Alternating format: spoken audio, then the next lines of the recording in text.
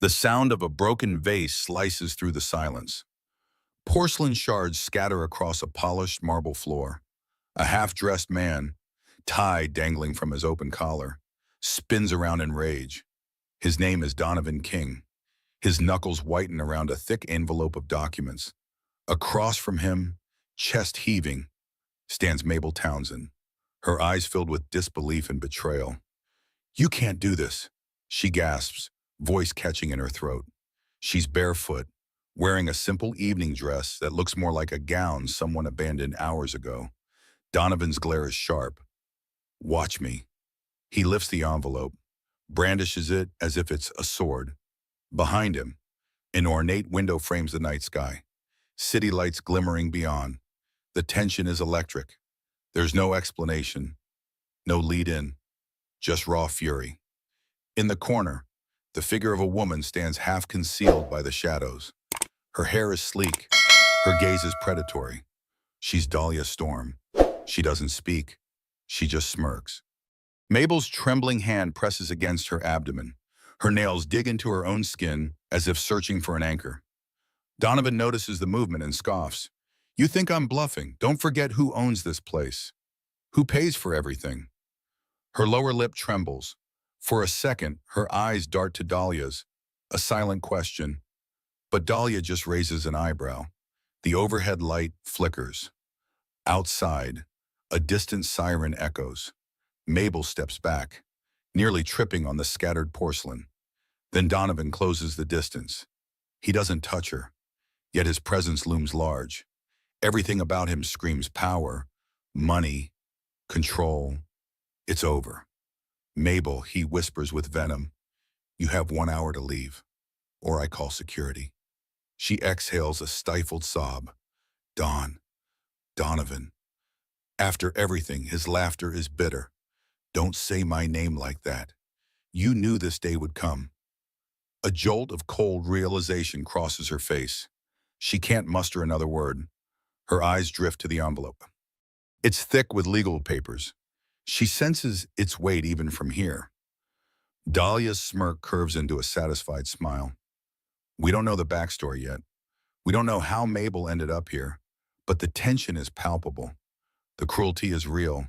The stakes are high." Then Donovan's phone buzzes. He raises it, glimpses the screen, and turns away. No further explanation. No sign of remorse. Meanwhile, Mabel's chest tightens. She can't catch her breath. She senses this is just the beginning of a catastrophic fall. Thunder rumbles in the distance. The overhead light flickers again. Dahlia shifts her posture, crossing one leg in front of the other, as if preparing to watch a train wreck in slow motion. Mabel looks to the side. She spots her reflection in a mirror, disheveled hair, tear-streaked cheeks, and that desperate hand at her abdomen. Another siren wails outside, closer than before. Her voice cracks. "What about the baby?" Donovan stiffens. Dahlia's eyes flash.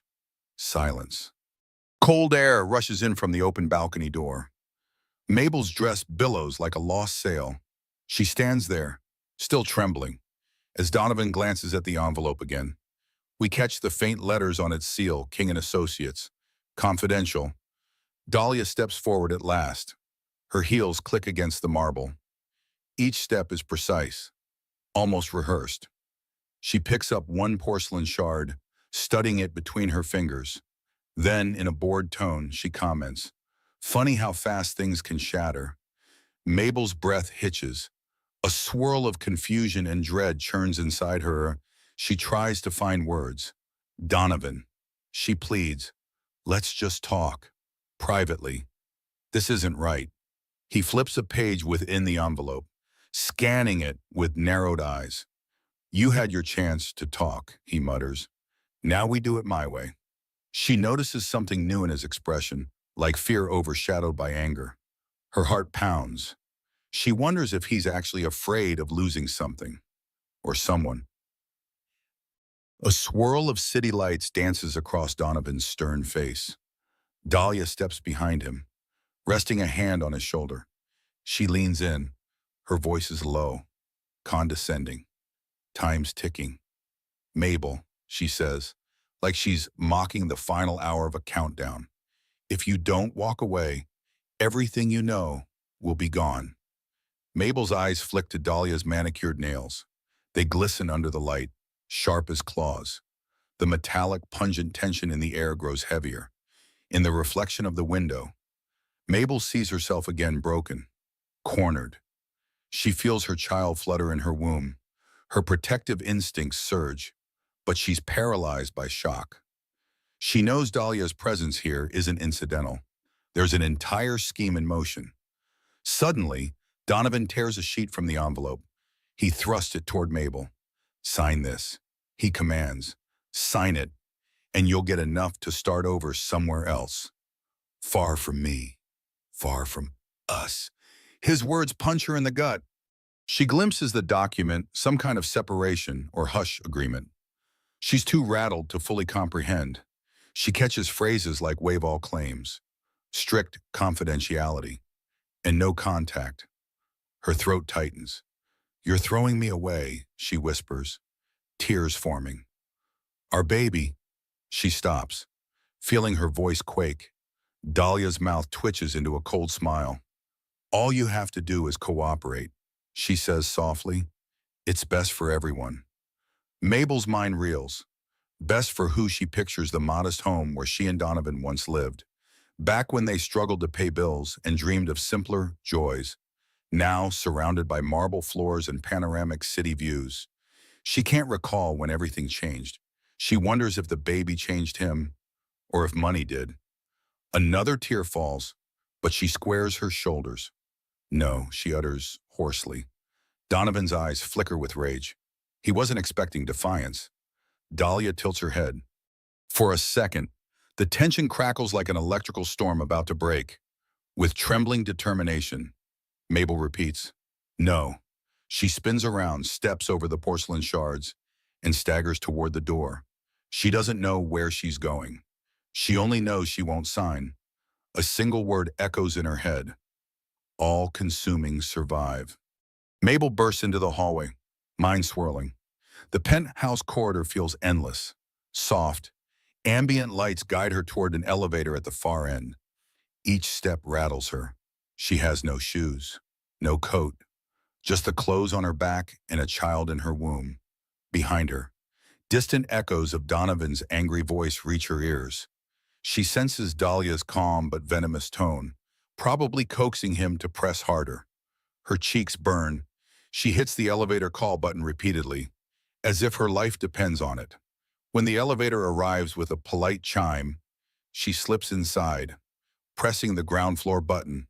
The doors close on a sliver of bright marble from Donovan's domain. She exhales in trembling relief until the elevator starts moving. In the mirrored interior, she sees her reflection again. She looks haunted, mascara smudged, hair tangled.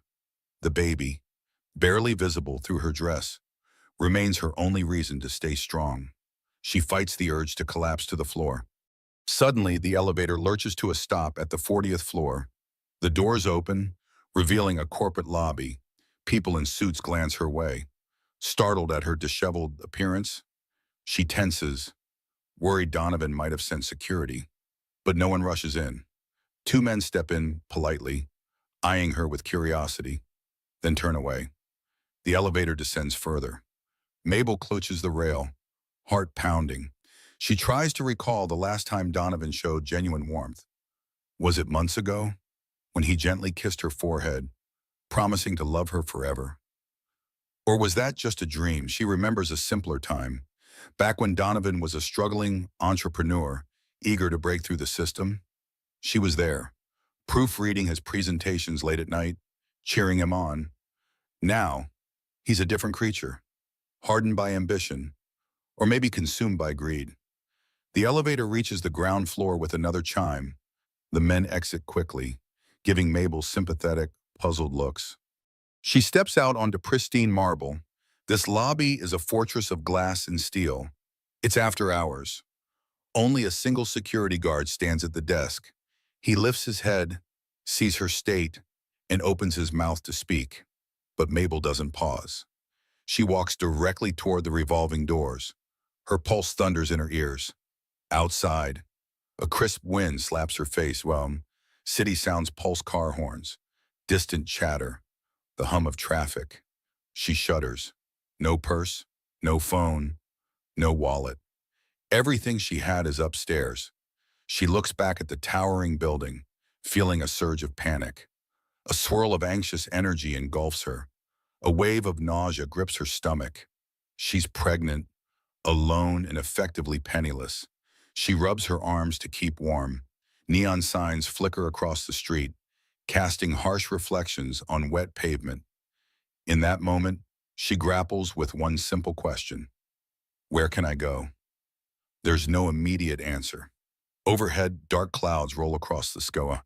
A faint drizzle begins, mirroring the tears she can't hold back. She steps onto the sidewalk, swallowed by the city. A sleek black sedan pulls up to the curb. For a heartbeat, Mabel thinks it's Donovan's driver coming to retrieve her. She freezes, heart hammering. But a stranger emerges, a couple in formal attire, laughing as they head into the building. The doorman greets them with practiced courtesy. Mabel exhales, her breath fogging the chilly air. She can't stand here all night. She scans the street. The city is alive. Neon glows mixing with headlights, a kaleidoscope of motion. She hugs herself against the cold. Her stomach churns with hunger and fear. Her first thought, I'll go to my friend, Harriet. Harriet once said Mabel could always crash on her couch, but Harriet moved to another state months ago. That option is gone. Her second thought, maybe check into a budget motel, but she realizes she has no money. Donovan froze her credit cards earlier that week, claiming financial restructuring. She never questioned him. She feels foolish now. The rain picks up, droplets pattering onto the sidewalk. She needs shelter. She starts walking, unsure of her direction, eyes scanning for any sign of a cheap motel or an all-night cafe. The city's energy feels hostile, each passing face an indifferent blur. She's used to doormen and private elevators. She realizes how unprepared she is for this raw reality. Her baby gives a gentle kick, and her eyes well with tears. She rests a hand on her abdomen, whispering, "It's going to be okay. I won't let anything happen to you." But her words tremble with doubt. Rounding a corner, she spots a flickering neon sign 24-hour diner. Relief floods her. At least she can sit inside for a moment, gather her thoughts. She steps in, drenched and shaking. Warm air and the smell of fried food envelop her. A tired waitress, hair in a messy bun, acknowledges her with a nod. Mabel slides into a booth, wincing as her wet dress clings to the vinyl seat. A watery reflection in the diner's window shows her distress. She's never felt so vulnerable. The waitress approaches, setting down a glass of water. "You okay, hun?" she asks, voice laced with concern. She probably notices Mabel's swollen belly and frantic eyes. I don't have money right now," Mabel admits softly, tears threatening. "I just need a moment to figure things out." The waitress hesitates, then offers a small, kind smile. "I'll get you some soup." "On the house?" Mabel's throat tightens with gratitude. A simple act of kindness feels monumental now. She manages a weak thank you. As the waitress leaves, Mabel places a hand on her belly. She closes her eyes, feeling the exhaustion wash over her. Outside, the rain intensifies, drumming against the diner's neon-lit windows. She has no plan. She has nowhere to go, but inside, a tiny flicker of resolve sparks. She thinks, "I'm alive. My baby's alive. I still have a chance." Steam rises from the bowl of soup in front of her. Chicken broth, a few vegetables, simple, comforting. Mabel cradles the spoon, sipping slowly. Each mouthful soothes the gnawing hunger, but can't ease the ache in her chest. She remembers the last meal she had at Donovan's side, a lavish dinner with wine she couldn't drink due to pregnancy, and caviar she barely tasted. That memory feels distant now, like it belonged to someone else. Rain still beats against the window, forming rivulets that blur the streetlights. Mabel's thoughts race. She replays Donovan's final glare. Dahlia's smirk, the thick envelope, all of it a whirlwind she can't fully process. A soft clink of ceramic startles her. The waitress refills Mabel's water glass. She leaves the check on the table totaling only a couple of dollars. Then she quickly scribbles a note, "Pay when you can. Take care." Mabel's heart warms with gratitude. She stirs the soup, thinking of her older brother, Jackson. They haven't spoken in years, not since he moved abroad. Maybe she could reach him somehow, but she has no phone, no contact info. She recalls Donovan demanded they cut ties, calling Jackson a bad influence. Now she regrets not fighting that decision. The diner's door swings open with a gust of cold air. A tall, slender woman enters, dripping umbrella in hand. She slides into a booth by the window, nodding at Mabel with polite acknowledgement. Mabel nods back, a hollow smile. That's all she can manage. She knows she can't linger here forever. It's already past midnight. The waitress will eventually need her to move on. Mabel's chest tightens with panic. She tries to push it down. She must think logically. She needs shelter for the night. She envisions rummaging for spare change in her coat pockets, but realizes she doesn't even have her coat. A fleeting thought crosses her mind. Should I go back and beg Donovan to reconsider? Her stomach twists in disgust. No. She won't crawl back. Not after the way he looked at her like she was disposable. She finishes the soup. Energy returns, albeit slightly. A determination forms in her mind first. Find a safe place to sleep. Then, find help. She can't fix everything tonight, but she can take one step. She stands, glances at the kind waitress, and mouths, "Thank you." The woman gives a small wave, understanding in her eyes. The rain has subsided to a drizzle. Mabel steps onto the sidewalk, scanning for anything. There a battered sign reads, "Winston Room's weekly rates." She crosses the street, nearly slipping on wet pavement. Up close, the motel looks run down, flickering lights, peeling paint. But it's a roof. She pushes open the door. A stale smell greets her in the tiny lobby. An old man behind the desk barely lifts his gaze. Mabel approaches. She dreads the question of payment, but tries. Voice trembling. "Is there any room?" He eyes her belly, her soaked dress, her empty hands. No words. Just suspicion. She braces for rejection. If he turns her away, she has nowhere else to go. A flickering fluorescent light hums above.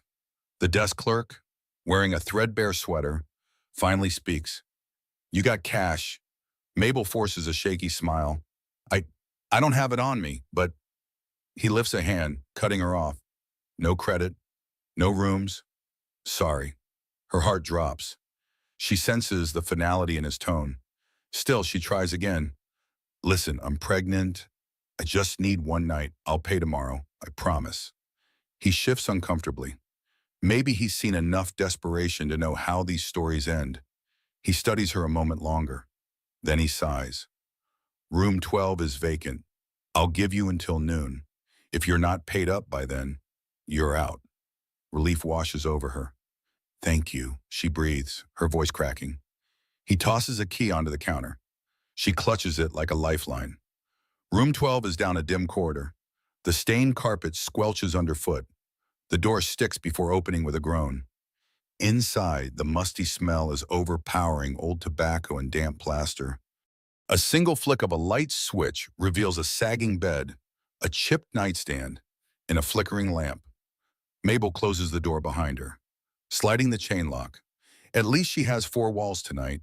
She drapes her soaked dress over a rickety chair, then checks the bathroom, cracked mirror, rust-stained sink, and a shower that looks questionable.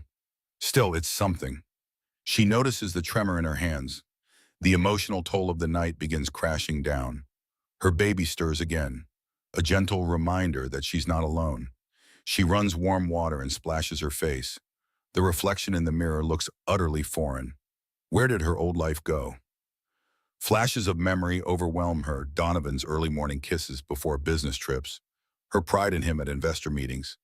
The day she first told him she was pregnant, he seemed happy. Or did he? She can't be sure anymore. A wave of fatigue hits. She stumbles to the bed, lying atop the musty covers. She checks her phone reflexively, then remembers she doesn't have it. She left everything behind. If Donovan wanted to isolate her, he succeeded. She presses her hands over her belly, feeling the faint kicks. Her tears return. She whispers, "I'm so sorry," as if apologizing to the unborn child for the chaos. She wonders if she should have signed those papers to at least have financial security, but the thought makes her stomach lurch. The lamp flickers, casting an unsteady glow. She's never felt this vulnerable. She can't call a taxi. She can't wire money. Everything is in Donovan's name. Even her bank account was joint. She's afloat on a raft in a storm, praying for dawn. Outside, a siren wails, an eerie reminder that the city's night is far from safe. She closes her eyes, exhaustion claiming her. Just before sleep drags her under. One final thought pierces the haze. I'll fight for my baby. Somehow, I'll find a way. Morning light seeps through grimy curtains, illuminating dust motes in the stale air. Mabel wakes with a start, heart pounding. For a moment, she forgets where she is. Then the reality of the motel room settles in. Her body aches from the lumpy mattress. She tries to stretch, but a wave of nausea hits. She breathes through it, reminding herself this is normal in pregnancy. At least she made it through the night. Memories flood back Donovan's rage, Dahlia's contempt, the eviction from a life she thought was stable. She glances around for a clock. There's none. Her stomach clenches with hunger. She has less than 4 hours to figure out how to pay for this room, or the clerk will kick her out. She stands, noticing her dress still damp. She grimaces, but puts it on no other option. The bathroom faucet sputters before releasing a tepid stream. She rinses her face, wishing for a toothbrush or a comb. Basic things that now feel like luxuries.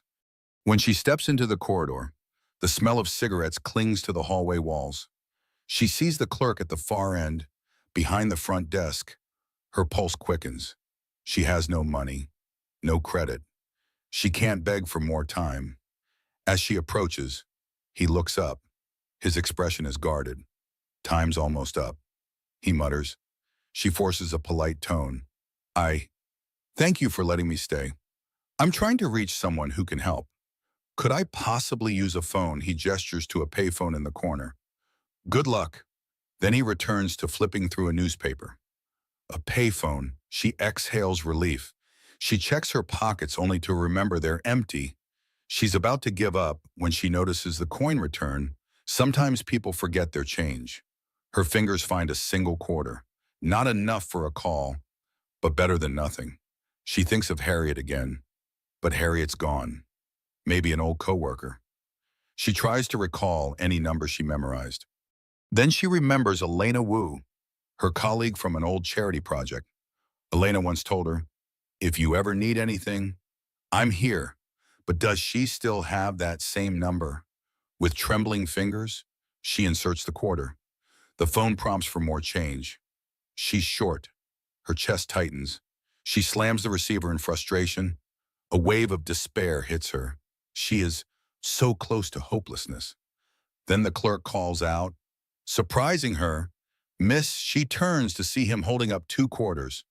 "You drop these," he says flatly, though they clearly aren't hers. A quiet act of mercy. Mabel's eyes well with gratitude. She rushes back to the phone, feeding the coins. The line rings. Each second feels eternal. At last, Elena's soft voice answers. "Hello?" Mabel's breath shakes. "Elena, it's Mabel Townsend." A pause, then concern floods Elena's tone. "Mabel, what's wrong? You sound..." Mabel's voice cracks. "I need help." Elena doesn't hesitate. Within an hour, she arrives at the motel in a small sedan. Her eyes widen at the sight of Mabel, dress wrinkled, hair unkempt, exhaustion etched on every feature. Mabel feels a rush of shame, but also relief. She isn't alone anymore. They exchange few words as Elena helps Mabel check out. Elena pays the desk clerk, who barely lifts his gaze. Outside, a weak morning sun lights the cracked pavement. Mabel slides into the passenger seat, blinking back tears. She's never felt more grateful for a friend. Once the car pulls away, Elena releases a long breath. Mabel, I was worried sick when you told me. You're pregnant. You're alone. You have nothing. What happened, last I heard? You and Donovan were thriving. Mabel rubs her hands together, uncertain how to start. She summarizes the last 24 hours Donovan's ultimatum, the envelope of papers, Dahlia's presence. Elena listens, horrified. Traffic blurs by as Mabel's words spill out. She confesses how naive she feels. She never suspected Donovan would cut her off so brutally. Elena grips the wheel tighter. I knew Donovan was intense, she says quietly. But this is cruelty. Mabel's eyes brim. She studies the city streets passing outside expensive boutiques, towering office buildings, reminders of the life she once shared. He wants me gone, she whispers, as if I never existed. Elena's jaw sets. You're staying at my place for now. We'll figure something out. You need a lawyer. You need protection. Mabel's shoulders tense. I don't even know if I can afford legal help. Donovan has control over all finances. Elena nods gravely. I have some contacts. We'll see who can take your case pro bono or at a reduced rate. He can't just abandon you pregnant. That's insane. They stop at a red light. Mabel notices a billboard featuring Donovan's face, labeled King & Associates Innovation for Tomorrow. Her stomach churns. The man on the billboard looks noble and driven, a smiling philanthropist. The real Donovan King is a world apart. Elena's small apartment is in a modest complex, far from the upscale world Mabel left behind. She helps Mabel inside. The living room is cozy, with well-worn furniture. A faint aroma of lavender hangs in the air. It feels safe. Mabel collapses onto the couch, tears rolling down her cheeks. Thank you, she murmurs. I don't know how to repay you.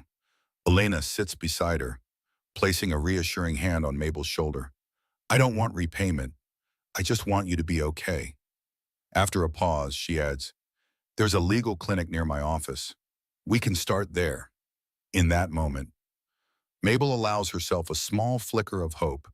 She isn't back on her feet yet, but she's not alone in the storm. She clings to the thought of her baby, determined to protect that new life. Elena hands Mabel a blanket. Rest for now, she insists. Tomorrow, we fight back. Mabel curls up, eyes closing. This time, when she drifts off, the fear is tempered by a fragile sense of possibility. Morning sunlight filters through sheer curtains as Mabel stirs. She's on Elena's couch, wrapped in the blanket. For a moment, she forgets her circumstances. Then reality returns like a jolt. Her eyes flick to the small kitchen area, where Elena is quietly preparing breakfast. Good morning, Elena says gently. Hungry Mabel tries to smile. Yes, thank you. She sits up slowly, hand on her belly. Her clothes still feel stale, but at least she's safe. Elena sets down a plate of scrambled eggs and toast. They're simple, but the kindness behind them makes Mabel's chest tighten with gratitude. She notices a coffee mug next to the plate, the steam curling upward. Elena must have remembered to make it decaf. Between bites, Mabel asks, any luck with the legal clinic? Elena nods. I spoke with a paralegal there. They said they handle domestic cases. Your situation might qualify. She hesitates. You'll have to share details. They might ask tough questions. Mabel swallows, anxiety gnawing at her. I'll do whatever it takes. Elena checks her phone. Your appointment is at 11. We have some time. She slides a small bag across the table. Clothes. They're mine, but they might fit well enough for now. Tears of gratitude threaten Mabel's composure. You're a lifesaver. By late morning, they pull up to a modest brick building with a sign reading Community Legal Assistance Center. Inside, a receptionist greets them warmly. After a short wait, Mabel is ushered into a cramped office. A middle-aged woman, wearing a slightly rumpled blazer, introduces herself as Justine Pham, the clinic's lead attorney. Mabel recounts her story, voice trembling. She details Donovan's demands, Dahlia's involvement, the freezing of accounts, and the abrupt eviction. She also mentions the baby. Justine listens intently, taking notes. When Mabel finishes, the attorney sighs. This is serious. Donovan King is a powerful figure. His legal team won't go easy. But you do have rights. We'll file for temporary spousal support and request a financial restraining order to protect any joint assets. Mabel's nerves jump. Can he just block me? He's done it before. Justine's gaze sharpens. He can try, but if he defies a court order, that's contempt. We'll fight back. She hands Mabel a stack of paperwork. Fill these out. We need every detail.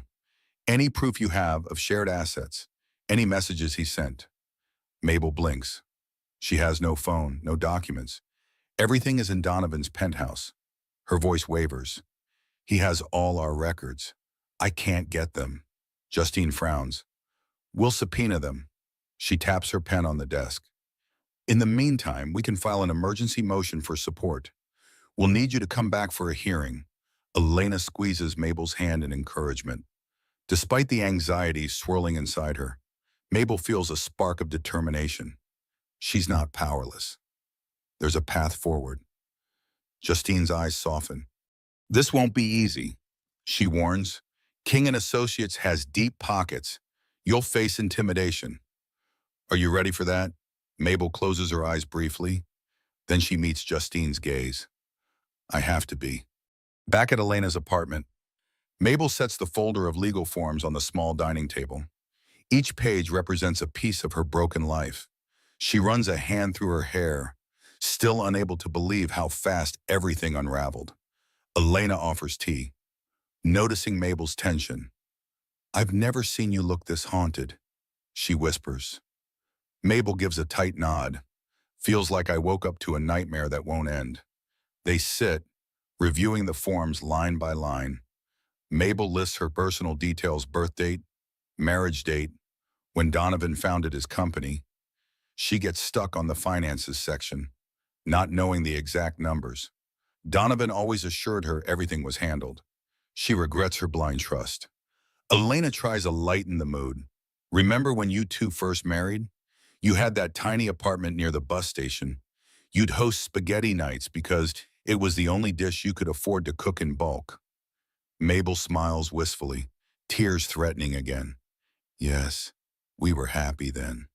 At least, I thought we were. Elena rubs her shoulder. Money changes people, or reveals who they truly are. Mabel stares at the blank lines for household monthly expenses. She thinks about the penthouse bill's property tax, a personal chef, plus Donovan's lavish spending. None of it felt real to her. She always believed the real Donovan was the humble dreamer from their early years. Now she doubts her own memories. A sudden knock on the door jolts them. Elena sets her mug aside, moves to the door, and checks the peephole. Her face pales. She whispers, "It's a courier." Looks official. Mabel's stomach flips. She stands as Elena opens the door. The courier hands over a sealed envelope, nods politely, and leaves. Elena locks the door again, heart racing. Mabel tears it open. Inside is a letter on embossed stationery from Richter and Lowe, a high-end law firm. She skims the text. Horror growing, Ms. Townsend.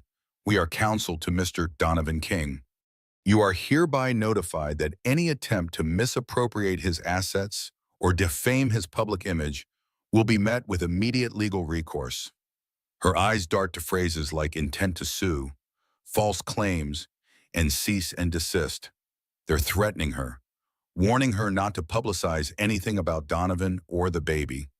Elena reads over her shoulder, face tight with anger. He's bullying you. They want to scare you into giving up. Mabel feels tears prickle. I barely started the process, and he's already doing this. Elena's jaw sets. We'll show this to Justine. Donovan's proving exactly why you need legal protection. Mabel's chest tightens. The letter ends with a stark line. Our client expects your full compliance. Any deviation could result in criminal proceedings. She exhales shakily. Despite her fear, a small flame of defiance flickers inside.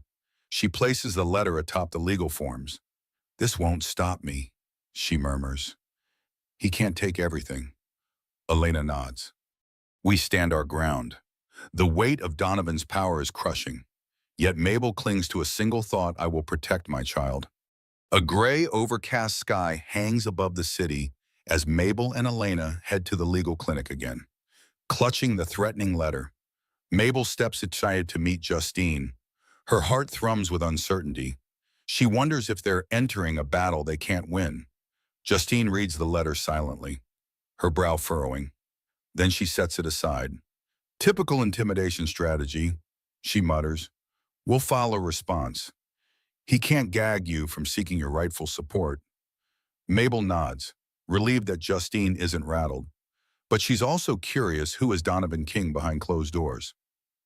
Was there a sign she missed? A reason for his sudden hostility, Justine prompts.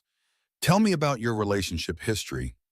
Did Donovan ever mention old partnerships, debts, or ex-partners who might threaten him? Mabel searches her memories. He mentioned an old mentor, Roger DeLuca, who funded his first startup. They had a falling out, but Donovan never said why. He kept it vague. Justine leans forward. Could that be relevant to his current paranoia? Mabel shrugs. Possibly. He'd get defensive if I asked. Said it was in the past. She recalls hearing Roger's name once in a tense phone call Donovan had years ago. He hung up and never explained. Now, she wonders if that ghost from his past is fueling his ruthlessness. Justine makes a note. We might dig into that. People with skeletons sometimes go to extremes to hide them. Elena checks her watch, lightly tapping her foot. What else can we do to prepare for the hearing? Justine explains the plan. They'll request an emergency court date for provisional support. They'll also gather any evidence showing Donovan's wealth. Mabel must detail the lifestyle they shared: properties, cars, jewelry. The goal is to show the court how Donovan is leaving her destitute despite abundant resources. After an hour of strategizing, Mabel feels both overwhelmed and oddly empowered. She sees a path forming. But an unease nags at her. Donovan's secrets might be deeper than she realized. As they exit the clinic, Elena's phone buzzes. She glances at the screen, frowns, and shows Mabel a news alert about King and Associates. Something about a new acquisition deal. The press release quotes Donovan praising the synergy with a major tech firm. Mabel's stomach churns. He's out there thriving, finalizing million-dollar deals. While she's scraping by for a safe place to sleep, the unfairness boils inside her. On the sidewalk, Justine heads to her car, leaving Mabel and Elena. Before departing, Justine grips Mabel's arm gently. We'll crack his armor, she says. Nobody is invincible. Mabel tries to let those words sink in. She imagines Donovan reading her court petition, losing his cool when he realizes she won't vanish. She pictures Dahlia at his side, orchestrating illusions to protect their public image. A light drizzle begins again. Elena nudges Mabel toward the car. As they drive off, Mabel's mind drifts to Roger DeLuca. Could he be a key to understanding Donovan's drastic behavior, or is it just another dead end? She stares at the raindrops on the windshield, a swirl of fear and determination swirling. She's about to unearth Donovan's hidden layers, whatever that reveals. Back at Elena's apartment, the atmosphere feels strained. Mabel sits with a notebook, scribbling what she remembers about Donovan's finances, the cars, the private jet he once bragged about, the real estate deals. She includes small details: the yacht in Miami, the vineyard shares in Napa. None of it was in her name, but she'd accompanied him, seen the transactions. She rubs her temple, exhaustion pressing in. Her pregnancy adds physical strain, back aches, swollen feet, constant fatigue. But she refuses to stop. If we go to court, we need everything, Justine said. So she writes, digs deep, scours her memories for any tangible sign of Donovan's empire. Elena, meanwhile, taps on her laptop, searching public records, scanning articles. Suddenly, she lets out a low whistle. Here's something. Donovan and Dahlia were photographed at a fundraising gala last month. Apparently, Dahlia curated the event. She's labeled as a rising influencer. Elena tilts the screen. The image shows Donovan in a tux, Dahlia in a sleek gown, her hand resting on his arm. The timestamp is suspiciously close to when Mabel was about to tell Donovan about the baby. Mabel's throat tightens, so he was already flaunting Dahlia before Mabel even suspected. She tries to swallow her pain. Focus on the facts. Save that photo. We might need to prove he was seeing her behind my back. They keep searching. Elena stumbles on a piece about Roger DeLuca. He was indicted years ago for some fraud scheme, but the charges were dropped. She reads, no mention of Donovan, though, just that Roger vanished from the public eye. Mabel recalls Donovan's secretive phone call. Could Donovan have bribed or betrayed Roger? She can't be sure, but something about that past stands out, like a puzzle piece waiting to be placed. Elena closes the laptop. Maybe we should track down this DeLuca guy. If he had a falling out with Donovan, he might have intel that helps your case. Mabel chews her lip. It's a long shot, but a stirring inside her urges, this could be important. Donovan's darkest secrets might revolve around DeLuca. Late afternoon turns into evening. They order cheap takeout. Mabel forces herself to eat, knowing she must stay healthy for the baby. Her mind doesn't rest. She replays Donovan's snarl, Dahlia's eyes gleaming with triumph. She replays the times Donovan said, trust me, Mabel, I know what I'm doing. Did he always plan to discard her once she got pregnant, before bed? She checks her reflection in the bathroom mirror. She notices subtle, dark circles under her eyes. She gently places her hands over her growing belly. We'll be okay, she whispers, voice trembling with promise. In the living room, Elena scrolls her phone, searching for more leads. A hush falls over the small apartment, thick with unspoken worries. The next few days will be crucial court filings, potential harassment from Donovan's lawyers, maybe more intimidation. Yet in that quiet tension, Mabel feels a flicker of resolve. She doesn't want to just survive Donovan's betrayal, she wants to expose the truth. Sunlight filters into the living room, casting shadows on the scattered papers. Mabel wakes early, rummaging through the notes. She can't sleep anymore. Every time she closes her eyes, she sees Donovan's furious face, the envelope of separation documents. Elena emerges, hair tousled, yawning. She grabs coffee, black, no sugar. Couldn't sleep, she asks softly. Mabel shakes her head. Too much on my mind. She notices a sticky note on the coffee table. Something Elena wrote last night. Roger DeLuca, possible lead. Mabel rubs her temples, remembering how Donovan once snapped at her for mentioning Roger's name. He used to say Roger was a parasite. She mutters. Elena takes a sip of coffee. What if Roger's the key to proving Donovan's motives? If he scammed Roger or vice versa, we might find a pattern of deceit. Mabel shrugs. How do we even find him? He disappeared from the news years ago. Elena sets down her mug, a spark in her eyes. I'm a researcher at heart. Let me try a deeper dive. She scoops up her laptop. You handle the new forms from Justine. I'll see if there's any mention of Roger in public directories. They spend the morning at it. Mabel completes more court documents, describing the sudden freeze on her credit cards, the final night in the penthouse. She fights tears whenever she recalls that last confrontation, but each detail might matter in court. Elena scours obscure websites, business archives, digital footprints. She finds old addresses for Roger DeLuca, a phone number that's now defunct, and random references to a cabin property. Hours pass with little luck, until Elena gasps. Wait, I found a record from 3 months ago. Someone by that name paid property tax on a small house in Redwood County. Mabel hurries over, peering at the screen. Is that him? Elena enlarges the document. Could be. The name matches. The age range fits. Redwood County is about 2 hours away. Mabel's pulse quickens. That's not too far. Elena closes the laptop.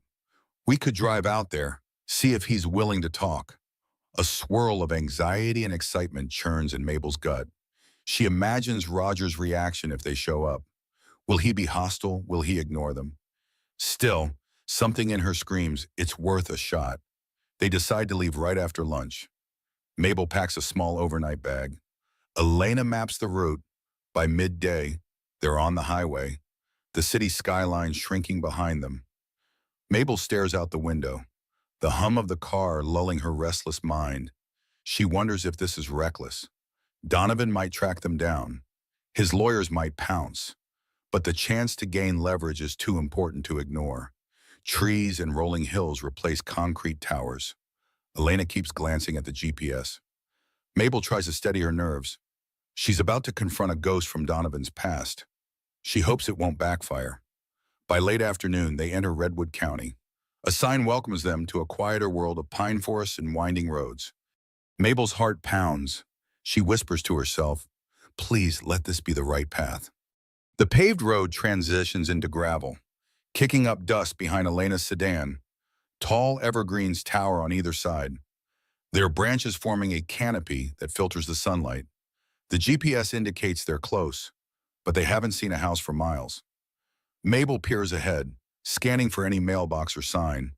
Her stomach growls, tension mingling with hunger. She packed a few snacks, but her nerves left her unable to eat. Elena finally slows the car. Spotting a rusted mailbox with faded letters, DeLuca, they turn onto a narrow lane. The tree part to reveal a modest cabin with chipped paint in a sagging porch. It looks deserted. Elena parks. Mabel's heart thuds. She glances at her phone, no signal out here. If this goes south, they're on their own. Together, they approach the front steps. The boards creak underfoot. Elena knocks. Silence. Mabel steps forward, about to knock again.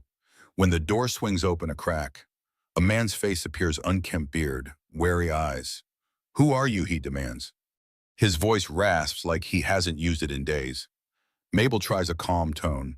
"Mr. DeLuca, Roger DeLuca." He narrows his eyes. "Maybe, what do you want?" She exhales, forcing courage. "I'm Mabel Townsend, Donovan King's wife." She hesitates, unsure if the word wife still applies, but she pushes on. "We need your help." Roger's expression twists at Donovan's name. He doesn't open the door further. "I've got nothing to say about that man." Mabel quickly adds, "He's divorcing me. I'm pregnant. He's cut me off completely. We think you might have information about how to fight back."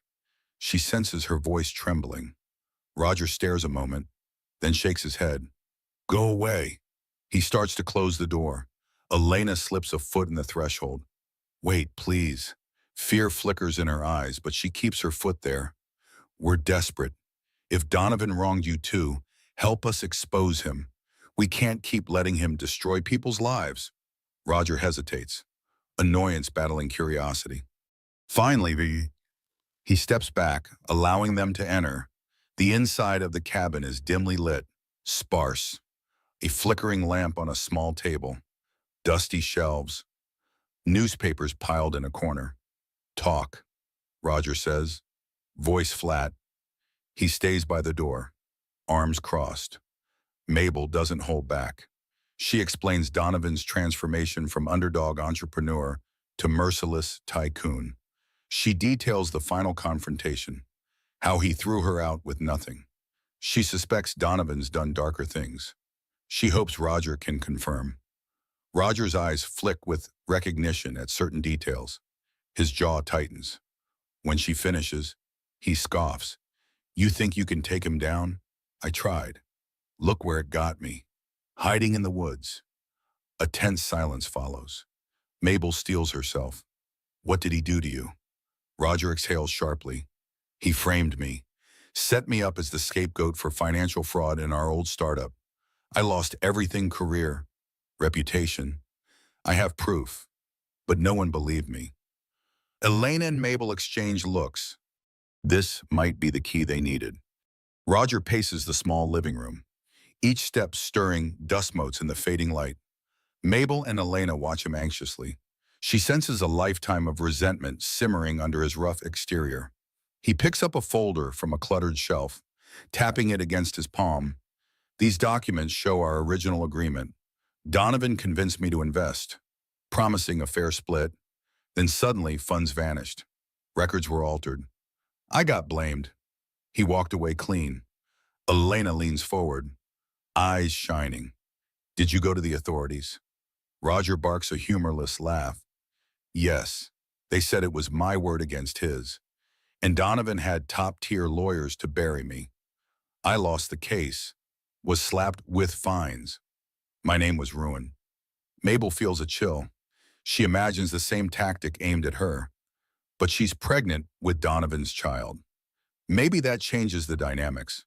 Could these papers prove Donovan's willingness to manipulate finances? Roger grimaces. They're old.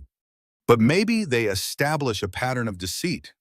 If you can link it to his current empire, you might raise enough suspicion.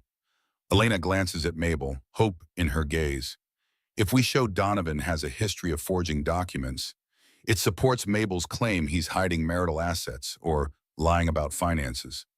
Roger falls silent, clutching the folder. His eyes dart to the front window, as if expecting watchers. Why should I trust you two? Mabel stands, pressing a hand over her belly. Because I have nothing left to lose, she says softly. He's taken everything from me, except this child. I won't let him get away with it. Roger studies her for a long moment. Then he sighs, shoulders slumping. He hands her the folder. Inside are faded contracts, bank statements, bits of coded transactions.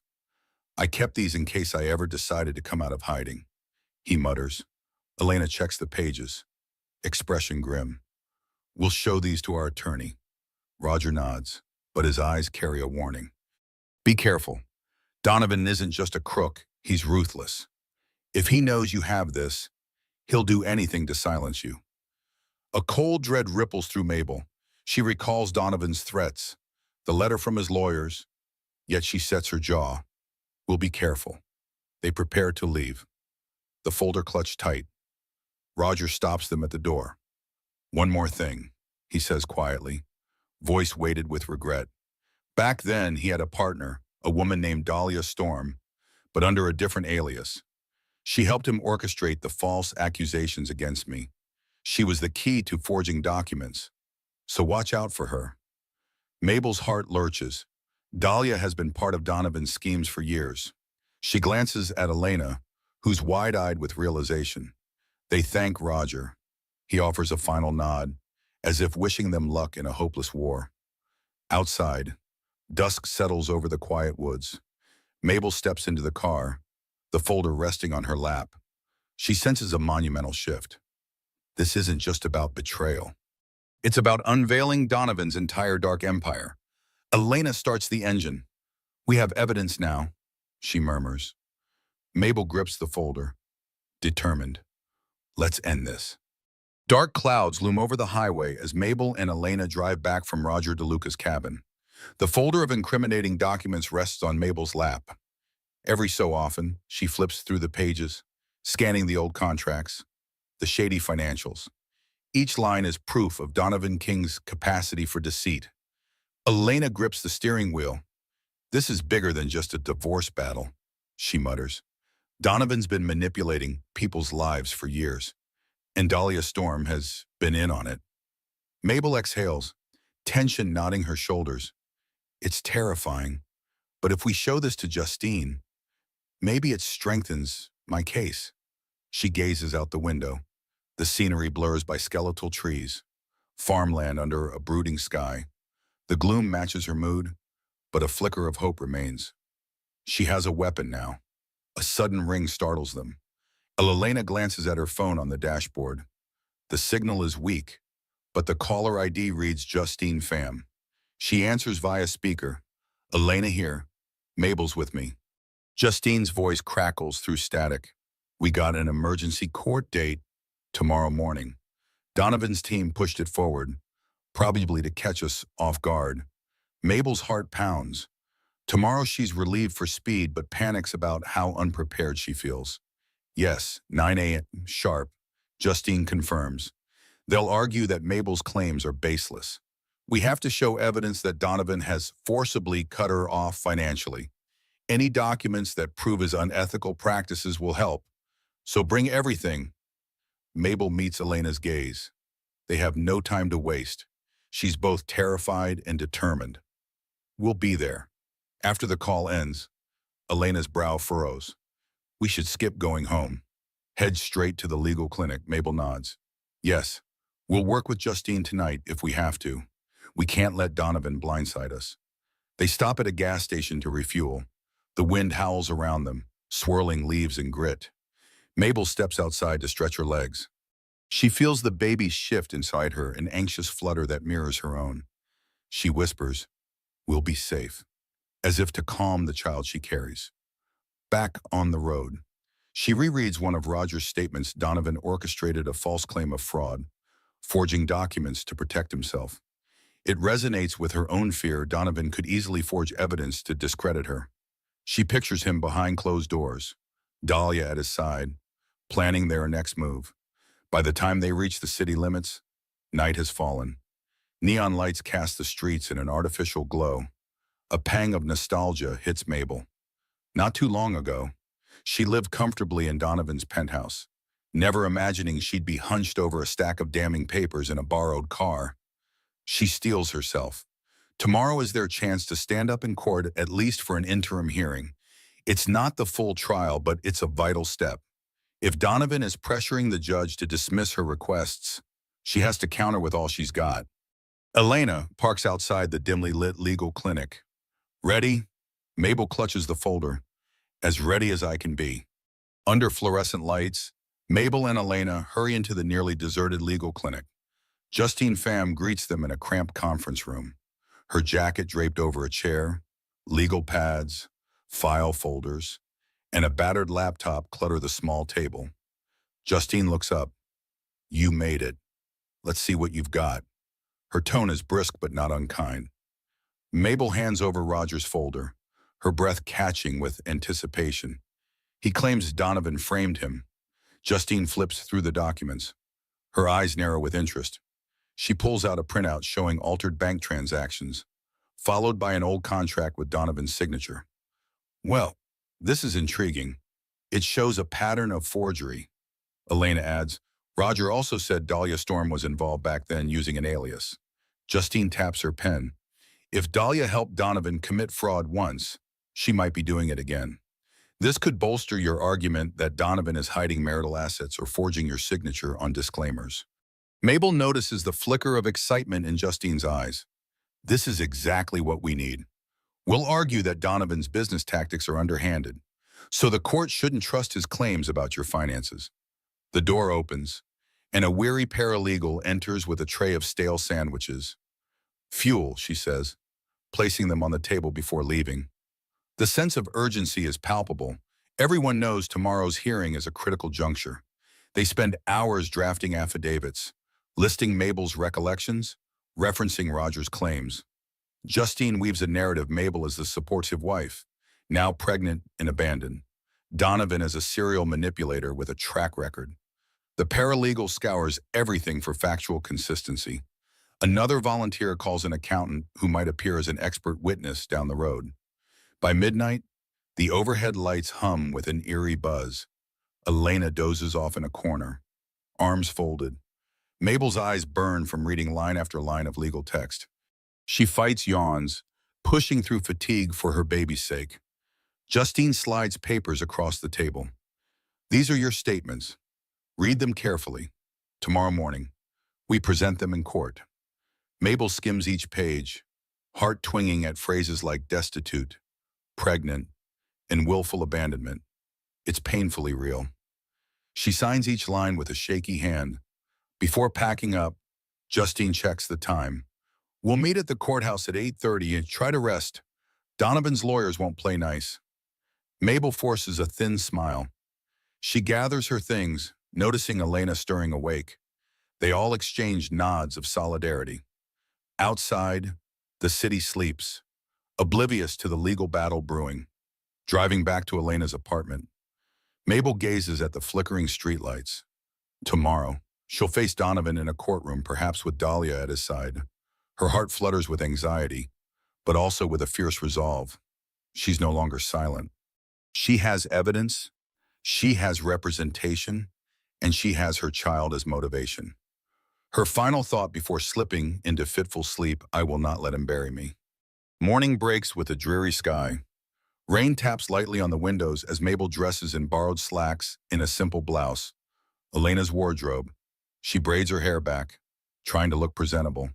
It's not the polished image she once had, but it'll have to do. Elena hands her a lukewarm mug of herbal tea. Nerves, she asks gently. Mabel nods. I feel sick, but I have to push through. She sets a hand on her belly. For both of us. They drive to the courthouse in near silence, each lost in thought. It's an imposing structure of gray stone, flanked by tall pillars. A crowd of strangers mills outside, some carrying briefcases, others with anxious faces that mirror Mabel's own stress. Inside, they find Justine waiting in a corridor. She's dressed in a sharp suit, her hair neatly pinned. She gestures for Mabel and Elena to follow. Courtroom 2A, she whispers. We're up in 15 minutes. Mabel's pulse quickens. Every step down the marble hallway echoes with finality. She wonders if Donovan is already inside. The thought sends a tremor through her limbs. They enter the courtroom. Rows of wooden benches line the space. A few people are scattered around other cases. Perhaps, at the front, an imposing judge's bench looms, the seal of justice set behind it.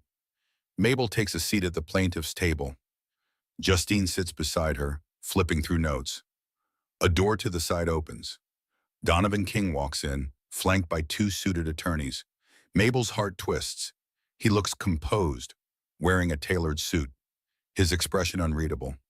Dahlia Storm stands just behind him, a sleek trench coat draped over her shoulders. She catches Mabel's eye with a faint, dismissive smirk. Mabel forces herself to breathe steadily. She won't cower now. Court is called to order. The judge, a middle-aged woman with sharp eyes and a firm demeanor, takes her seat. She skims the files before her. We're here today to hear Ms. Townsend's motion for emergency support. Donovan's lead attorney rises first, voice smooth as silk. Your Honor, we intend to show Ms. Townsend's allegations are overblown. She had access to financial resources until she voluntarily left the residence. Mr. King has generously offered settlement terms she refused. Mabel bristles. That's a lie. He never offered anything but hush money. Justine motions for her to stay calm. When Justine speaks, her tone is measured yet forceful. We have evidence of Mr. King's pattern of deceptive financial practices and intimidation. Ms. Townsend was evicted from the marital home with no notice, cut off from all joint resources. She is pregnant and vulnerable, entirely dependent on outside charity. We request immediate assistance. The judge's gaze flicks to Donovan, who maintains a calculated composure. Dahlia's eyes remain locked on Mabel, as if silently gloating. A clerk distributes copies of the documents.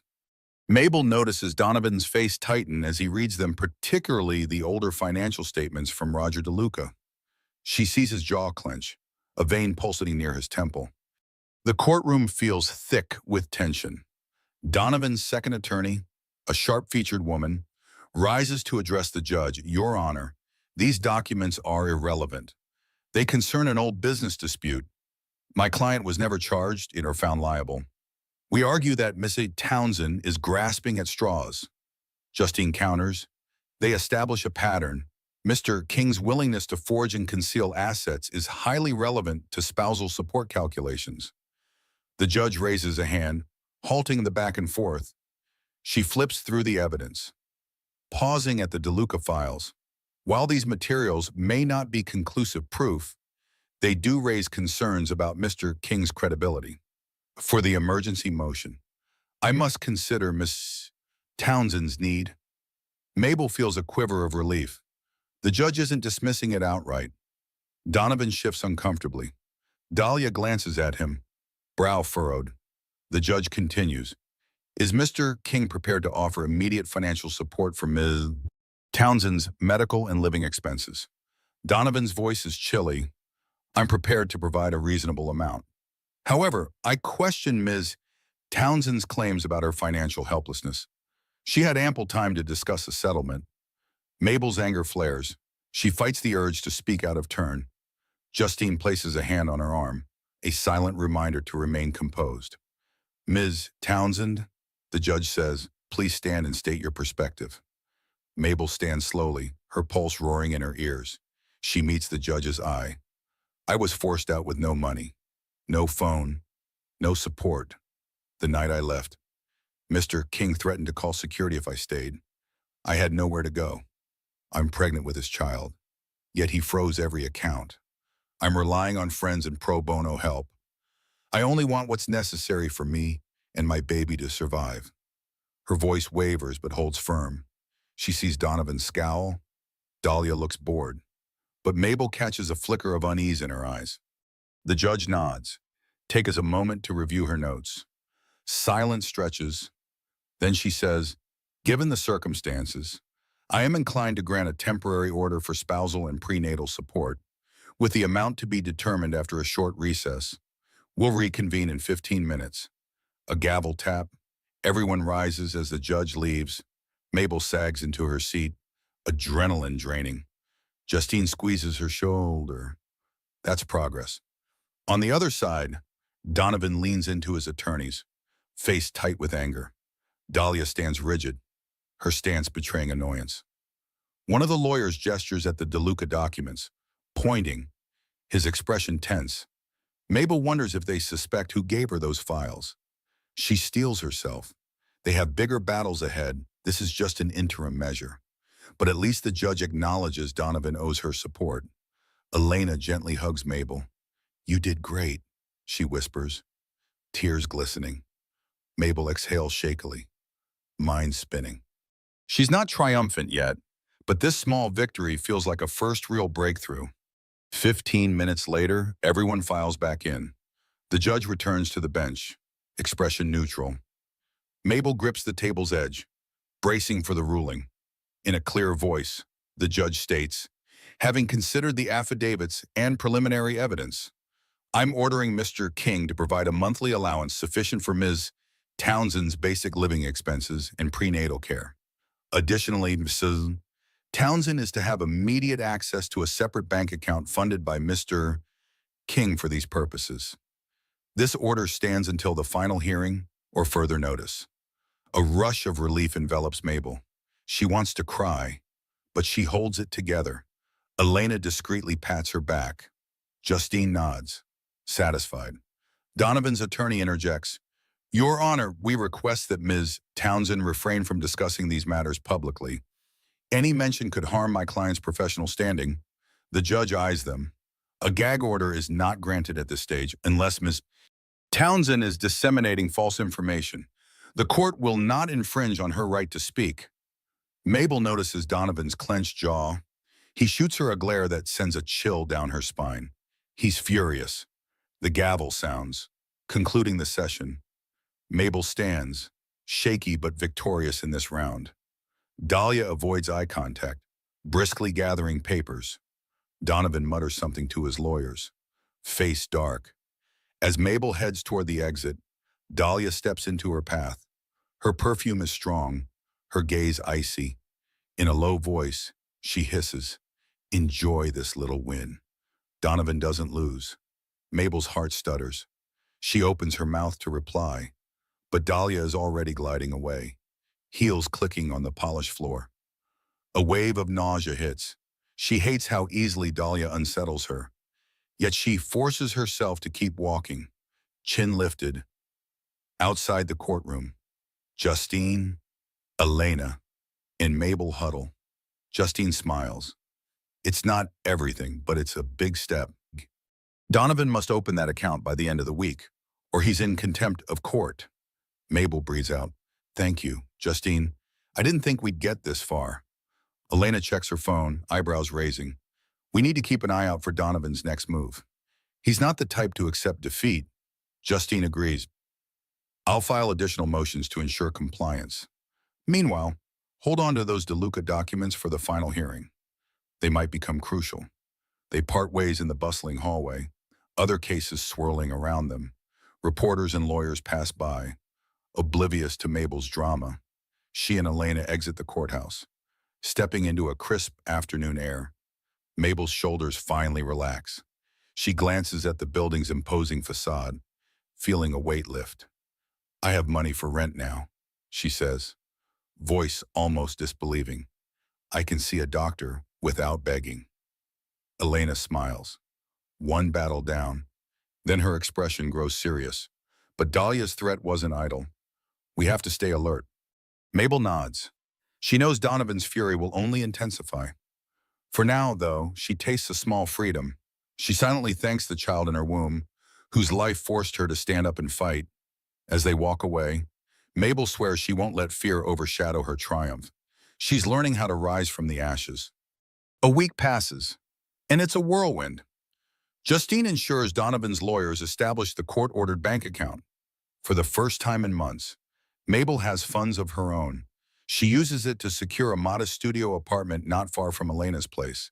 It's clean, safe, and most importantly, hers. She stands in the small living area, boxes stacked around, feeling both relief and heartbreak. This isn't the luxurious penthouse she once inhabited. Yet there's pride in having her own key, a lock Donovan can't control. Elena helps unpack, rummaging through donated kitchen utensils. At least you can cook again, she says cheerfully. Mabel smiles, recalling how she used to love making simple dinners. The baby shifts inside her, and she rubs her belly, imagining nights in this quiet space. But not everything is calm. Donovan's next move hits the news in a shocking twist, a press release from King & Associates announcing a major merger and hints of relocation. Speculation swirls. Will Donovan move his headquarters to an international city? The thought that he might leave the country unsettles Mabel. Would he try to avoid legal obligations Justine calls to confirm a rumor? He could be planning to shift assets overseas. We need to keep a close eye on any attempt to hide funds or skip child support. Mabel's fear reignites. Donovan is cunning. If he leaves the country, she might never get a fair settlement or consistent support. She pictures him on a private jet, Dahlia by his side, laughing at her attempts to enforce court orders from half a world away. Meanwhile, tension escalates on another front, Dahlia storm. Elena discovers an online photo album featuring Dahlia at exclusive parties, wearing high-end designer gowns. In multiple images, Donovan appears at her city, never shy about public displays. Another wave of heartbreak hits Mabel. Was she so easy to replace? Yet the real jolt comes from a paparazzi blog. Dahlia is rumored to be pregnant as well. The post isn't confirmed, but the rumor spreads quickly. Mabel's jaw drops. If it's true, Donovan has a second child on the way. She wonders if that's part of his plan, starting a new family while discarding the old. She texts Justine in a flurry. Could Dahlia's pregnancy affect my case? Justine replies swiftly. It shouldn't, but be cautious. PR stunts can sway public perception. Mabel closes her eyes, overwhelmed. It's as if Donovan is rewriting reality, forging a perfect image of success and fatherhood with Dahlia, leaving Mabel painted as the bitter ex. She refuses to let that narrative stand. Determined, she contacts Roger DeLuca. He picks up after a few rings, his voice gruff. What now? I need to know more. She says, Donovan's trying to shift assets internationally. Did he pull a similar stunt before Roger sighs? He always sets up shell companies. He used an overseas account in Monaco once. If he's repeating old tricks, check for that pattern. Mabel thanks him. A plan forms. She'll alert Justine to investigate overseas accounts. She won't let Donovan slip away. If Dahlia truly is pregnant, that only doubles Mabel's resolve. Her child won't be cast aside. At dusk, Mabel's phone buzzes with a text from an unknown number. Watch your back. Anonymous. A chill slides down her spine. She shows Elena, who's helping assemble a cheap IKEA dresser in the new apartment. Elena's eyes widen. Could be Donovan's goons trying to scare you. Mabel sets the phone aside, nerves frayed. She's been receiving subtle harassment blocked number calls that end in silence. Suspicious knocks at her door with no one outside. She tries to brush it off, but the stress gnaws at her. She wonders if Dahlia is behind it, cold intimidation tactics to push Mabel into submission. The next morning, she visits the clinic for a prenatal checkup. She's 8 months along now, the baby's arrival looming. Despite the chaos, the ultrasound brings her comfort, a soothing reminder of why she fights. The technician smiles. The heartbeat is strong, leaving the clinic. Mabel steps into the corridor and nearly collides with Dahlia Storm. She's dressed in a stylish coat, tinted sunglasses perched atop her head. Mabel freezes, heart racing. Dahlia appears equally startled, then smirks. Visiting a friend, Dahlia's tone drips with feigned politeness. She glances meaningfully at Mabel's belly. Anger flares. None of your business. Mabel snaps. She tries to step around Dahlia, but Dahlia blocks her path. I'm here for a routine checkup, Dahlia says casually. You know, it's important when you're pregnant. She rests a hand on her own abdomen, not visibly rounded, but suggesting the rumor is true. Mabel's eyes flick to that hand, a jolt of betrayal hitting her again. Congratulations, she says flatly. Her pulse hammers, mind spinning. Dahlia is truly carrying Donovan's child. The timeline suggests he was unfaithful long before Mabel even left. Dahlia's lips curve. So you see, Donovan doesn't need you anymore. Her voice softens, mock sympathetic. He's moved on. Maybe you should too. Mabel's nails bite into her palms. She forces composure, refusing to let Dahlia see her cry. This isn't just about me. It's about the baby Donovan and I share. I won't let him neglect his responsibilities. Dahlia's expression hardens. You're just prolonging the inevitable.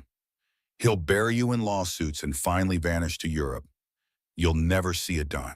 A wave of nausea twists Mabel's stomach. So Donovan's relocation plan might be real. She squares her shoulders. I'll still fight. He won't get away that easily. Dahlia's gaze darkens. You're naive. She steps closer, voice dropping to a whisper. I protect what's mine. If you push him, I'll push back. Hard. Mabel's heart pounds. She pictures the forged documents, the intimidation, Dahlia's unwavering loyalty to Donovan's cause. But she won't back down. She sidesteps Dahlia, pressing the elevator button. Stay away from me, she warns, voice trembling but resolute. As the elevator doors open, Dahlia calls after her. Your funeral. Mabel. Mabel steps in, letting the doors close on Dahlia's smug face. She rests a shaky hand on her belly. Fear coils around her. She's glimpsed the dark heart of Dahlia's ambition. This is far from over. That evening, Mabel can't shake the encounter at the clinic. She confides in Elena and Justine via a conference call. Justine's voice crackles through the speaker, laced with concern. Dahlia's intimidation is borderline harassment. Keep track of every incident. Mabel paces her living room, phone in hand.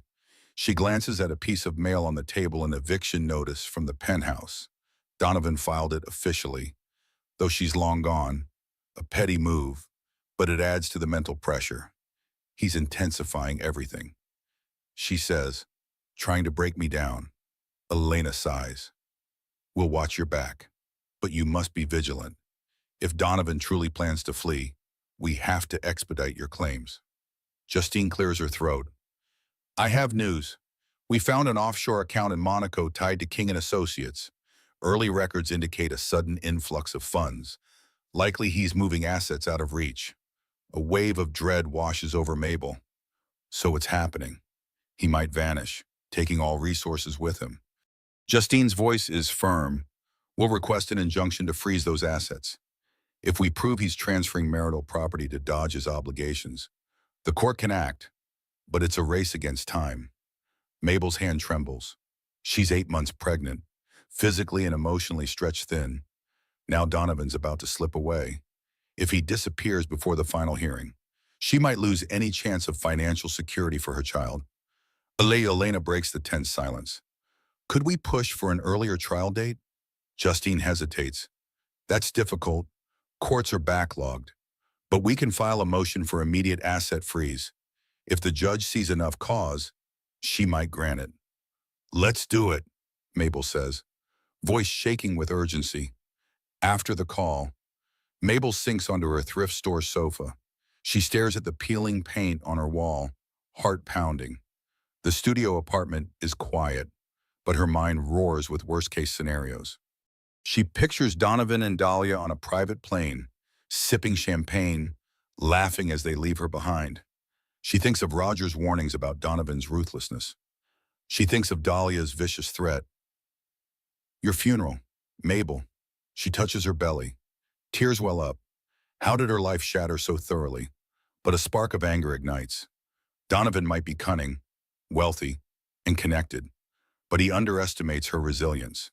She's faced homelessness, court battles, public shame, and she's still standing. She will not relent now. She wipes her eyes, opening her laptop to document Dahlia's harassment. She notes the clinic incident, the suspicious calls, the threatening text. She organizes files about Donovan's offshore accounts, planning to send them all to Justine. If Donovan wants to vanish, she'll drag him back through every legal channel. Late into the night, thunder rumbles outside. Each flash of lightning illuminates her cramped space. Mabel wonders if she can withstand the final storm Donovan unleashes. Then she reminds herself the darkest hour is just before dawn. A week later, two big bombs drop in rapid succession like twin strikes of lightning that test Mabel's resolve. First, Justine calls with frantic urgency. The judge is set to rule on freezing Donovan's overseas assets tomorrow morning. But Donovan's lawyers just submitted a claim that you're unfit to manage funds. They're citing mental instability, referencing your brief homelessness. Mabel clutches the phone, mind racing. That's outrageous. They forced me into homelessness. Justine's tone is grim. They're twisting the narrative. Dahlia Storm filed an affidavit claiming you harassed her, that you're obsessed with Donovan's private affairs. She even claims you threatened her pregnancy. A flash of fury surges. Mabel's voice shakes. She cornered me, not the other way around. I know, Justine assures her. But the judge will see their statements. We need solid rebuttals, friends who can testify to your character. Elena, your old co-workers, maybe even staff from the shelter who saw what happened. Mabel feels her stomach churn. She's so close to an asset freeze. But now Donovan's flipping the script to paint her as unstable. She thanks Justine and hangs up. Heart pounding. Then the second bomb arrives that same evening. Elena bursts through Mabel's door with wide eyes. Turn on the local news. She scrambles for the remote. They find a breathless reporter announcing an ongoing FBI investigation into King & Associates, allegations of insider trading, financial misconduct, no official charges yet. But sources confirm Donovan King is under scrutiny. The reporter mentions sealed warrants, overseas accounts, and possible involvement of a high-profile associate identified as D.S. Mabel's jaw drops. D.S. Dahlia Storm. She can barely believe it. Elena rewinds to catch the details. Indeed, the FBI suspects a conspiracy to funnel illicit funds abroad. Elena whoops, this might be huge. If Donovan's under federal investigation, he can't just flee the country without raising suspicion. Mabel's eyes flick to the battered folder containing Roger DeLuca's documents. Could the authorities have discovered similar evidence? Joy mixes with caution. It's good for my case. Maybe. But Donovan's going to be furious. He'll think I tipped them off. Elena shrugs. Even if he does. So what? We didn't contact the FBI. But if they expose him, it validates your story. Still, a coil of fear tightens in Mabel's gut. Donovan cornered is Donovan at his most dangerous. She recalls Dahlia's menacing vow. If they're desperate to dodge criminal charges, they might lash out. Throughout the night, the news recycles updates. Headlines like Tech Tycoon under federal scrutiny and King & Associates CEO linked to offshore scandal. Social media explodes. Many condemn Donovan's shady dealings, while some defend him as a target of envy. Mabel tries to sleep but can't. She imagines Donovan's rage, Dahlia's cunning, yet a glimmer of vindication warms her. For the first time, powerful forces are investigating Donovan from outside.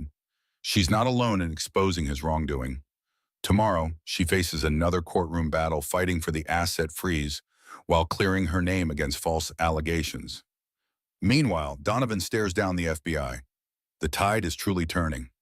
The next morning, Mabel stands once again in the courthouse hallway. She's dressed in the same modest blouse and slacks her limited wardrobe. Though she tries to maintain composure, her heart drums. She spots Donovan down the corridor, flanked by his lawyers. Dahlia is absent. Justine arrives, briefcase in hand. Good news first. She whispers, "The judge reviewed your evidence of intimidation. We also have statements from Elena, plus the shelter staff, verifying how you ended up homeless. It discredits Donovan's claim that you're mentally unfit." Mabel exhales relief. "What about the asset freeze?" Justine's expression tightens. "We'll argue it's necessary. The FBI inquiry bolsters our case. He's transferring funds illegally. But we need to prove it's linked to your marital estate, not just his business." A bailiff opens the courtroom doors. Mabel steps inside, head held high. She sees Donovan conferring with one of his attorneys. The other lawyer glances at Mabel, then quickly looks away, perhaps aware their strategy is on shaky ground. The judge enters, gavel tapping. They address the unfitness claim first. Donovan's lawyer stands, voice smooth, citing Dahlia's affidavit that Mabel harassed her. But Justine counters with direct testimony from Elena and notes from the shelter coordinator. The judge listens, then looks unimpressed with Donovan's side. Without corroboration or credible witness or statements beyond Ms. Storms, I find insufficient grounds to declare Ms. Townsend unfit. The judge says firmly. Mabel's shoulders relax, one hurdle cleared. Next, Justine presents the motion to freeze Donovan's assets bank statements from Monaco. Evidence of unusual transfers. She references the recent news that King & Associates is under federal scrutiny, suggesting Donovan might use these international accounts to shield marital property. Donovan's lawyer tries to object, claiming these accounts are strictly for corporate purposes. The judge fixes him with a skeptical stare. In light of the ongoing FBI investigation, I'm inclined to proceed with caution, she remarks. Mabel glances at Donovan, who stands rigid, hands clenched at his sides. She imagines the storm swirling around him, federal agents, a scorned wife, incriminating evidence. His eyes burn with contained fury. The judge declares, "I will grant a temporary freeze on Mr. King's personal offshore accounts, pending further discovery. This ensures Ms. Townsend's marital rights are not compromised." Mabel's breath catches. She's winning significant ground. Donovan's expression darkens to a near snarl, but the judge hasn't finished. She flips through papers. Lastly, regarding the claim of Ms. Storm's alleged pregnancy and its relevance to these proceedings, there is none. This court focuses solely on Miss Boyd Townsend's rights and the child she carries. Donovan's lawyer tries to speak, but the judge lifts a hand. Denied. We remain on schedule for the final hearing in 6 weeks. Court is adjourned. A sharp bang of the gavel. It's over. For now. Mabel rises, heart hammering. She just froze Donovan's offshore accounts. He can't run so easily. Outside, Donovan brushes past her. Face taut, he mutters under his breath, "You'll regret this." Before she can respond, he's gone, footsteps echoing angrily. Days morph into a tense waiting game. The final hearing is 6 weeks away, but Donovan's next moves remain unpredictable. Mabel's stress levels skyrocket as her due date creeps dangerously close. She's nearly 9 months pregnant, ankles swollen, nights restless. At the same time, the FBI investigation ramps up. Headlines swirl about subpoenas for King and Associates.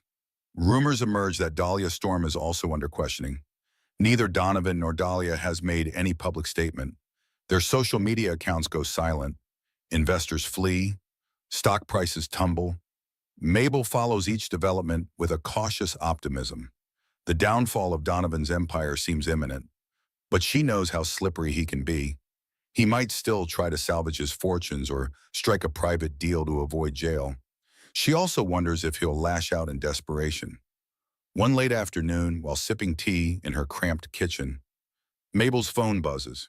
The number is unfamiliar, but local. She answers, voice guarded. Hello? A hesitating pause, then a strained voice. Mabel, it's Dahlia. Mabel nearly drops the phone. She grips the counter. What do you want? She manages, recalling Dahlia's threats. Why on earth is Dahlia calling? Static crackles. Dahlia's voice trembles, lacking its usual venom. Donovan, he's blaming me for the FBI's heat. Says I messed up some paperwork, put him in the crosshairs. Now he's turning on me. Mabel's pulse quickens. She pictures Dahlia, once so haughty, now cornered by Donovan's rage. She fights a twinge of pity. That's your problem, she retorts. You helped him do all this. A shaky exhale. I know, but I'm pregnant, and he's threatened to cut me off too. He's using everything he learned from you to lock me out. I have nowhere else to go. Mabel closes her eyes. It's a twisted mirror of her own experience. Dahlia was the other woman, complicit in Mabel's downfall. And now Dahlia faces the same fate. Why call me? Mabel demands, voice thick with conflicting emotions. I need your help, Dahlia whispers, or at least your mercy. I can share documents that prove Donovan's been orchestrating these frauds for years. They're more extensive than anything DeLuca had. If you get them, you could end this for good. Mabel's mind reels. She recalls how Dahlia threatened her, how she gloated, yet Dahlia might hold the final key to bury Donovan. She also imagines Dahlia carrying Donovan's second child, frightened and alone. It's eerily similar to her own journey. Silence stretches. Then Mabel speaks softly. Where are you? Dahlia sniffles. I'm at a hotel downtown, room 814. I'm sorry. Mabel, truly. Tears well in Mabel's eyes. A swirl of anger, empathy, and moral dilemma. Dahlia once bragged about destroying her. Now Dahlia begs for help. The phrase echoes in her head, help your enemy or let her drown. Finally, she sighs. I'll come, she says quietly, but this doesn't mean I forgive you. Elena insists on accompanying Mabel to the downtown hotel. They arrive at a rundown high-rise, the neon sign flickering. Mabel braces herself as she steps inside. Her belly feels heavy, each step a reminder that she's a hair's breadth from giving birth. They find room 814, a hesitant knock. The door opens to reveal Dahlia Storm, eyes puffy, no makeup, hair disheveled. She looks nothing like the sleek figure who once flaunted her power.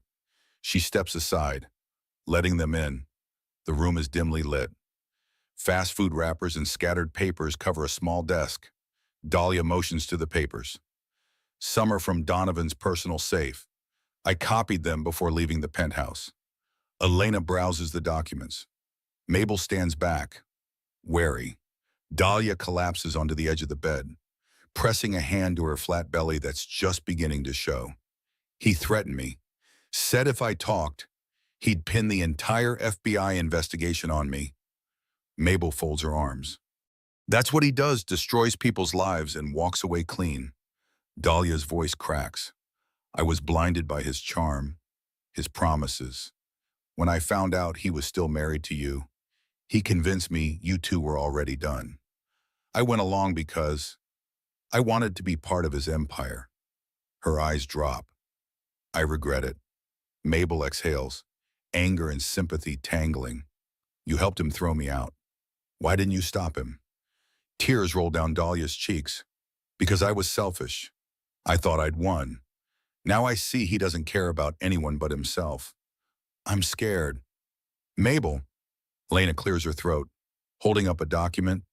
These look like transcripts of Donovan's emails detailing offshore wire transfers. It's explosive evidence. Dahlia nods. He's used multiple aliases. That's how he hid funds. He told me we'd escape to Switzerland if things got too hot. Mabel's stomach clenches. That must have been Donovan's plan after the final hearing vanished with Dahlia. She rubs her temple. It's a grim satisfaction to see Dahlia finally realize how disposable she is to Donovan. Quietly, Mabel says, "What do you want from me?" "Protection." "Mercy." Dahlia wipes her eyes. "I want a deal. If you use these papers in court, promise not to let Donovan pin everything on me. I'll testify. But I need some assurance I won't go down with him." Mabel glances at Elena. "Is that even feasible?" Elena speaks softly. "We can't guarantee legal immunity." "Dahlia, but if you cooperate, it'll help your case. That's the best we can offer." Dahlia presses her lips together, nodding in resigned acceptance. Better than being his scapegoat. Silence lingers. Mabel feels a surge of memories, Dahlia's smirk, the betrayal. But now Dahlia is broken, alone, pregnant. Mabel sees a reflection of her former self. After a moment, she steps forward. "Thank you for this," she says, lifting the papers. "We'll do what we can." Dahlia meets her gaze, voice trembling. "Don't let him win. Mabel, end this." Back at her studio apartment, Mabel and Elena spread the new documents across the floor. Rows of email printouts, bank receipts, shell company records. Each item threads the tapestry of Donovan's grand deception. They text Justine to arrange an urgent meeting. Mabel rubs her swollen belly, wincing at a sharp twinge. The baby feels heavier than ever. The stress from Dahlia's revelations weighs on her. She checks the time, close to midnight. They need to rest, but adrenaline keeps them awake. A beep from Elena's phone. Justine's reply. "Meet me at the clinic first thing in the morning. This is major. We can break him." A sense of resolution settles over Mabel. They're on the cusp of the final confrontation. She glances at Dahlia's scrawled notes, alias accounts, hidden passcodes, flight itineraries. Everything is spelled out. Donovan can't deny it now. Exhaustion finally wins. Elena crashes on the couch, while Mabel struggles into bed, propping pillows around her belly. She stares at the ceiling. Images flicker the moment Donovan demanded she leave. Dahlia's smug grin, night spent homeless, the unstoppable fury driving her to fight back. Now, ironically, Dahlia stands on her side, battered by Donovan's cruelty. In the wee hours, Mabel dreams of a chaotic courtroom, Donovan's face twisted with rage as evidence piles against him. She sees herself cradling her newborn in a quiet hospital room, tears of relief streaming down. She wakes to early sunlight filtering through drawn curtains, heart pounding from the vivid dream. Elena stirs, checking her phone. "Let's go," she murmurs. They gather the documents, pack them carefully. Mabel's ankles are swollen, her lower back aching, but she forces herself to walk tall. She's come too far to falter. At the legal clinic, Justine waits with a paralegal and a volunteer accountant. The mood is electric. They examine Dahlia's evidence, cross-referencing with Roger's folder. The volunteer accountant whistles softly. "This is enough to sink a battleship. If half of these docs are genuine, Donovan is toast." Justine can't hide her excitement.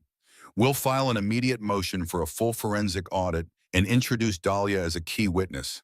She might be compromised in the FBI's eyes, but her testimony could secure your marital claims." Mabel nods, heart fluttering. "And the final hearing is in what, 2 weeks?" Justine nods. "I'll request an expedited date. Donovan's presence is mandatory. He can't dodge it under these criminal allegations." A glimmer of hope surfaces. Mabel envisions Donovan in shackles.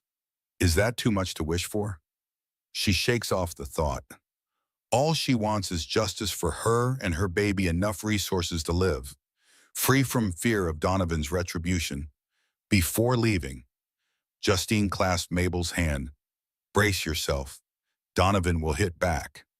But with Dahlia flipping sides, he's cornered. Mabel's chest tightens. A cornered Donovan is the most dangerous. Yet she steels herself. She has new life fueling her bravery. She won't let him cower her ever again.